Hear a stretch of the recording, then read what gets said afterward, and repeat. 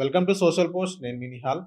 So, ఏదైతే stock market గాని, mutual funds కానీ, ఎస్ఐపీస్ కానీ ఈ మూడిటికి డిఫరెన్స్ ఏంటి? ఈ 3 ఒకటేనా? లేకపోతే ఈ 3 అనేది డిఫరెంట్ కేటగరీస్ ఉన్నాయనేది చెప్పడానికి ప్రస్తుతం మన దగ్గర విజయ్ కన్నా మహా క్యాపిటల్ ఫౌండర్ ఉన్నారు. ఒకసారి సార్‌తో మనం మాట్లాడదాం. Hello sir, welcome to social post. Hello అండి. Thank you. సార్, ఇప్పుడు స్టాక్ మార్కెట్ ఉంది, మ్యూచువల్ ఫండ్ ఉంది, ఎస్ఐపీ ఉంది. ఈ 3 ఒకటేనా సార్? ఈ 3కి డిఫరెంట్ బ్యాక్‌గ్రౌండ్ ఉన్నాయా? ఓకే. ఒకటండి, మనం ఫస్ట్ థింగ్ స్టాక్ మార్కెట్‌లో ఎందుకు ఇన్వెస్ట్ చేయాలి అనేది ఒకటి చూసుకుంటే, స్టాక్ మార్కెట్‌లో ఎట్లా ఇన్వెస్ట్ చేయాలనేది సెకండ్ పాయింట్. ఓకే. ఫస్ట్ ఎందుకు ఇన్వెస్ట్ చేయాలనేది ఒకటి చూసుకుందాం. మీరు డేటా తీసి చూసుకుంటే లాస్ట్ 25 ఇయర్స్ డేటా తీసి చూసుకుంటే గోల్డ్‌లో 10% మనకు రిటర్న్స్ అనేది కన్సిస్టెంట్‌గా వచ్చిందనమాట. అంటే కాంపౌండింగ్ సీఏజీఆర్ అంటాము. కాంపౌండింగ్ యాన్యువల్ గ్రోత్ రేట్ అంటాము. అక్కడ 10% వచ్చింది గోల్డ్‌లో. రియల్ ఎస్టేట్‌లో కూడా 10.5% అట్లా వచ్చింది. అంటే కొన్ని ఎక్సెప్షన్ కేసెస్ ఉంటాయి. అంటే మన వెంచర్ పక్కకెళ్ళి హైవే ఎళ్ళడము, లేకపోతే మన వెంచర్‌ది పక్కకెళ్ళి ఔటర్ రింగ్ రోడ్ ఎళ్ళడం అవి తప్పితే ఇన్ జనరల్‌గా చూసుకుంటే మనకి డెఫినిట్‌గా 10% to 11% మాక్సిమం ఈ 2 అసెట్స్. ఓకే. అన్ని అసెట్స్ కంటే మనకి ఎక్కువ రిటర్న్స్ ఇచ్చింది స్టాక్ మార్కెట్ మాత్రమే. Stock market. ఓకే. అక్కడ మనకి 12-15% సీఏజీఆర్ మనకి వర్కౌట్ అవుతుంది. అది డేటా పాయింట్. ఎందుకు రావాలి అంటే ఇందుకు రావాలి. అంటే స్టాక్ మార్కెట్‌లో ఎందుకు ఇన్వెస్ట్ చేయాలి అంటే పర్సెంటేజ్ ఆఫ్ రిటర్న్స్ అనేది కన్సిస్టెంట్‌గా ఎక్కువ ఉంది స్టాక్ మార్కెట్‌లో కంపారిటివ్ టు అదర్ ఇన్వెస్ట్‌మెంట్స్. అది ఫస్ట్ థింగ్. సెకండ్ థింగ్, ఎట్లా ఇన్వెస్ట్ చేయాలి? మనకి డైరెక్ట్ స్టాక్స్‌లో ఇన్వెస్ట్ చేయొచ్చు. First option. సెకండ్ ఆప్షన్ వచ్చేసి ఐదర్ త్రూ మ్యూచువల్ ఫండ్స్‌తో ఇన్వెస్ట్ చేయొచ్చు. ఇవి 2 ఆప్షన్స్. డైరెక్ట్‌గా స్టాక్ ఇన్వెస్ట్ చేయడము లేకపోతే మ్యూచువల్ ఫండ్స్‌కి డిఫరెన్స్ ఒకసారి తెలుసుకుందాం. స్టాక్ ఇన్వెస్ట్‌మెంట్ అంటే మీకు ఒక ఎగ్జాంపుల్ చెప్తాను. మనం అందరం ఏమనుకుంటామంటే స్టాక్ మార్కెట్ అంటే అదేదో ముంబైలో ఉంది. హైదరాబాద్‌లో మనం ఉంటాము. దానికి మనకు పెద్ద సంబంధం లేదు. మనం ఎందుకు ఇన్వెస్ట్ చేయాలనేసి చాలామంది అనుకుంటారు.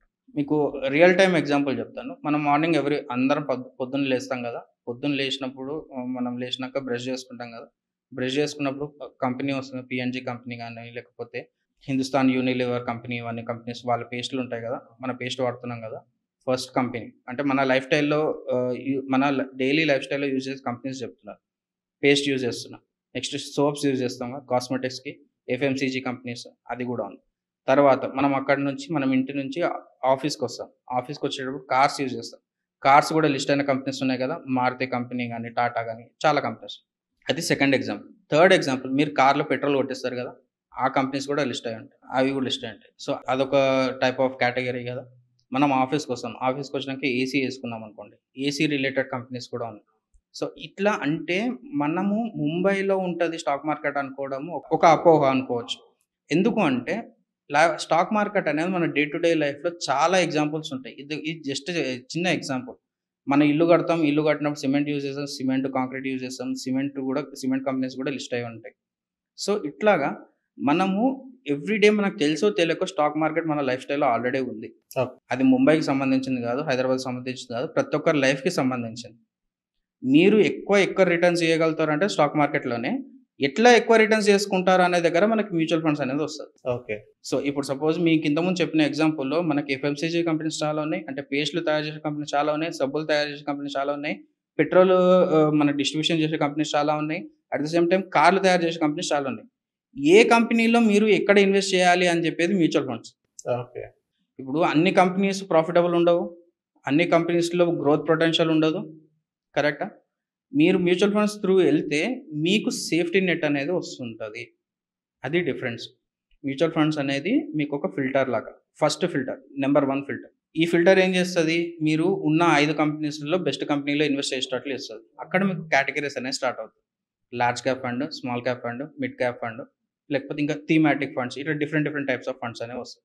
సో, దీంట్లో ఈక్విటీ ఫండ్స్ వస్తాయి, డెట్ ఫండ్స్ వస్తాయి, హైబ్రిడ్ ఫండ్స్ వస్తాయి. ఇట్లా నంబర్ ఆఫ్ క్లాసిఫికేషన్స్ అనేవి వస్తాయి. 12-13 క్లాసిఫికేషన్స్ ఉంటాయి. మనకి ఓవరాల్‌గా మ్యూచువల్ ఫండ్ కంపెనీస్ వచ్చేసి 45-46 కంపెనీస్ ఉన్నాయి. మ్యూచువల్ ఫండ్ కంపెనీసే ఉన్నాయి. ఓకే. సో, వీళ్ళు దగ్గర 3000 మ్యూచువల్ ఫండ్ స్కీమ్స్ ఉన్నాయి. ఓకే. ఓన్లీ స్కీమ్సే 3000 స్కీమ్స్ ఉన్నాయి. సో, ఈ స్కీమ్స్ ఏం చేస్తది? లిస్ట్ అయిన కంపెనీస్ ఏవైతే 6000+ కంపెనీస్ ఉన్నాయో, ఏ కంపెనీస్‌లో ఇన్వెస్ట్ చేసే పొటెన్షియల్ ఉందో వాళ్ళు రిసర్చ్ చేస్తుంటారు. ఓకే. రిసర్చ్ చేసి మన రిస్క్‌ననేది తగ్గిస్తుంటారు. ఇది మెయిన్ థింగ్ మనం తెలుసుకోవాల్సింది. మ్యూచువల్ ఫండ్స్ ఏం చేస్తది? లిస్ట్ అయిన కంపెనీస్‌ల నుంచి మనకు రిస్క్ తగ్గియడానికి వాళ్ళు రిసర్చ్ చేసి వాళ్ళు కంపెనీస్‌లలో ఇన్వెస్ట్ చేస్తారు. ఆ ఆ కంపెనీస్‌లలో మనం ఇన్వెస్ట్ చేస్తే వాళ్ళు ఎంత తక్కువ రిస్క్ తీసుకుంటే మనం కూడా అంత తక్కువ రిస్క్ తీసుకునే స్కోప్ ఉంటది. ఇది మెయిన్ థింగ్. సెకండ్ థింగ్ వచ్చేసి వీళ్ళు ఇన్వెస్ట్ చేసేది ఒక కంపెనీలో, 2 కంపెనీస్‌లలో ఇన్వెస్ట్ చేయరు. ఎగ్జాంపుల్ చెప్తున్నాను. అట్‌లీస్ట్ ఒక 100 కంపెనీస్‌లో ఇన్వెస్ట్ చేస్తారనుకుందాం. ఒక ఫండ్. ఏదైనా ఒక లార్జ్ క్యాప్ ఫండ్, ఒక స్మాల్ క్యాప్ ఫండ్. 100 కంపెనీస్‌లో ఇన్వెస్ట్ చేస్తే ఖచ్చితంగా ఒక 10 కంపెనీస్ డిఫాల్ట్ అయితాయి. అంటే డిఫాల్ట్ అంటే తక్కువ రిటర్న్స్ ఇస్తాయి. ఓకే. తక్కువ రిటర్న్స్ ఇచ్చినా గానీ బ్యాలెన్స్ 90 కంపెనీస్ ఉంటాయి గదా! 80-90 కంపెనీస్ ఉంటాయి గదా! వాటి రిటర్న్స్ చాలా ఎక్కువగా ఉంటది. సో, ఆ రిటర్న్స్‌తోని ఈ తక్కువ రిటర్న్స్‌ని కంపెన్సేట్ చేసి మనకు ఓవరాల్‌గా ఇంకా రిస్క్ తగ్గిస్తది. ఓకే. అదే ఎస్ఐపి అయితే? యాహ్! అది నెక్స్ట్ ప్రాసెస్. ఇది mutual fund main core concept. Mutual funds రావడానికి మెయిన్ రీజన్ ఏంది అంటే, మధ్య తరగతి వ్యక్తికి, జనరల్ పబ్లిక్‌కి స్టాక్ మార్కెట్‌ని దగ్గర చేయడానికి మ్యూచువల్ ఫండ్స్ అనేది ఒక వెహికల్ లాంటిది. ఓకే. సో, దీంట్లో మీకు రిస్క్ తగ్గియడానికే మ్యూచువల్ ఫండ్స్ అనేవి డిజైన్ చేయబడ్డాయి. అది first thing. Second thing, mutual ఫండ్స్‌లో మీరు ఎట్లా ఇన్వెస్ట్ చేస్తారు? అంటే ఒకరోజు ఇన్వెస్ట్ చేయాలా? ప్రతిరోజు ఇన్వెస్ట్ చేయాలా? లేకపోతే ప్రతి నెల ఇన్వెస్ట్ చేయాలా? లేదా ఒకసారి ఇన్వెస్ట్ చేయాలా? అక్కడ మీకు ఎస్ఐపియా, లంసమా, లేకపోతే ఎస్టీపీయా, ఈ డిఫరెంట్ కేటగరీస్ అనేవి వస్తాయి. ఓకే. ఫస్ట్ మీరు అడిగారు గదా! ఎస్ఐపి అంటే ఏందని? Systematic investment plan. Systematic investment plan అంటే మనం ఏం చేస్తామంటే, మనం ఫస్ట్ ఒక మ్యూచువల్ ఫండ్‌లో ఒక ఫోలియో అనేది క్రియేట్ చేసుకుంటాం. క్రియేట్ చేసుకొని ఎవ్రీ డే అంటే నాకు సాలరీ ఫస్ట్‌కొస్తుంది. 5థ్‌కి ఎస్ఐపి డేట్ పెడతాను. 5థ్‌కి ఎస్ఐపి డేట్ పెట్టుకుంటే ఒక 5,000 50,000 ఎంతైనా ఎస్ఐపి ఆ అమౌంట్ విత్‌డ్రాల్ కావాలి అంటే నా సాలరీ అకౌంట్‌లోకి డిడక్ట్ అయ్యి మ్యూచువల్ ఫండ్‌లో ఇన్వెస్ట్ కావాలని నేను దాన్ని మ్యాండేట్ చేసి పెట్టుకుంటాను.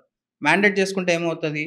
ఇక్కడ నుంచి అమౌంట్ డిడక్ట్ అయ్యి మన సాలరీ అకౌంట్‌లోకి డిడక్ట్ అయ్యి డైరెక్ట్‌గా మ్యూచువల్ ఫండ్‌లో ఇన్వెస్ట్‌మెంట్ అయిపోతది. అది ఎవ్రీ మంత్ జరుగుతది. దాన్ని సిస్టమాటిక్ ఇన్వెస్ట్‌మెంట్ ప్లాన్ అంటాం. ఓకే. అది ఎవ్రీ మంత్ జరిగేది.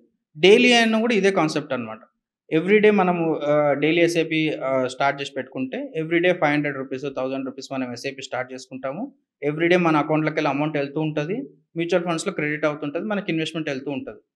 ఎస్ఐపి ఎందుకు అందరి ఫేవరెట్‌గా లేకపోతే చాలా ఎందుకు పాపులర్ అయింది అంటే ఇక్కడ డిసిప్లిన్ అనేది ఫార్మ్ అవుతుంటది. సో, జనరల్‌గా మనము ఎవ్రీ మంత్ ఒక 5,000, 10,000 మనం ఏదైనా ఇన్వెస్ట్ చేయాలి అనుకుంటే ఒక 6 మంత్స్ చేస్తాము, 1 ఇయర్ చేస్తాం. దాని తర్వాత ఆపేస్తాం. కానీ ఎస్ఐపి వల్ల ఏమవుతుందంటే బై డిఫాల్ట్ మనకి మంచి కంపారిజన్ చెప్తాను. ఎస్ఐపిస్ మనం మిస్ చేస్తాం గానీ ఈఎంఐస్ ఎవరు మిస్ చేయరు. అవును. ఎందుకు మిస్ చేయరు? ఈఎంఐస్ మిస్ చేస్తే సిబిల్ పోతది. అండ్ మనకి కాల్స్ వస్తాయి బ్యాంక్స్‌కెళ్ళి. కానీ అదే మనం ఎస్ఐపి మిస్ చేస్తే మనకెవరు కాల్ చేయరు. అందుకే ఓన్‌గా ఇన్వెస్ట్ చేయడం కరెక్ట్ కాదని చెప్తాను. మీకు అదే అడ్వైజర్ ఉంటే మీకు డెఫినిట్‌గా మీకు హింట్ చేస్తాడు. మీరు 2 టైమ్స్ మిస్ చేశారు. థర్డ్ టైమ్ మిస్ చేస్తే మీది క్యాన్సిల్ అయిపోతదని చెప్పేసి. సో, అందుకే మీరు అడ్వైజర్ తీసుకుంటే మీకు ఎస్ఐపి అనేది డిసిప్లిన్ అనేది కంటిన్యూ అవుతది. కంటిన్యూ అయితే మీకు లాంగ్ టర్మ్‌లో 10 ఇయర్స్, 15 ఇయర్స్ కాకపోయినా సరే అట్‌లీస్ట్ 5 ఇయర్స్ అబోవ్ మీరు ఉండగలిగారనుకోండి ఈక్విటీ ఫండ్స్‌లలో డెఫినిట్‌గా మీరు వెల్త్ గ్రో చేస్తారు. అది మేజర్ డిఫరెన్స్ ఎస్ఐపి, లంసమ్‌కి, స్టాక్ మార్కెట్. ఓకే. ఇది కాకుండా ఇంకొకటేందంటే, మనకి డిసిప్లిన్ మెయింటైన్ చేయలేని వాళ్ళు కొంతమందుంటారు. కొంతమంది కేటగరీస్ ఉంటాయి. అంటే సాలరీడ్ ఎంప్లాయీస్ ఎస్ఐపీస్ చేయగలుగుతారు. కానీ బిజినెస్ ఓనర్స్ లేకపోతే ఎప్పుడైనా అగ్రికల్చర్ బేస్డ్ ఇన్‌కమ్ ఉన్నవాళ్ళు సీజన్ బేస్డ్ ఇన్వెస్ట్‌మెంట్స్ చేస్తారు వాళ్ళు. అంటే yearly once, yearly twice, yearly thrice చేస్తారు. వాళ్ళు లంప్ సమ్ ఇన్వెస్ట్‌మెంట్స్ చేసుకోవచ్చు. ఒక్కసారి ఇన్వెస్ట్‌మెంట్ చేస్తారు. ఇంకా మళ్ళీ దాని గురించి ఆలోచన చేయరనమాట. ఓకే. సో, అక్కడ వేరే స్ట్రాటజీస్ యూజ్ చేస్తాం. సిస్టమాటిక్ ట్రాన్స్‌ఫర్ ప్లాన్ అనే స్ట్రాటజీ యూజ్ చేసి వాళ్ళకి సేమ్ రిటర్న్స్ తీసుకురావడానికి, ఇంకా ఎక్కువ రిటర్న్స్ తీసుకురావడానికి స్కోప్ ఉంటదనమాట. So, thank you sir. Thank you అండి.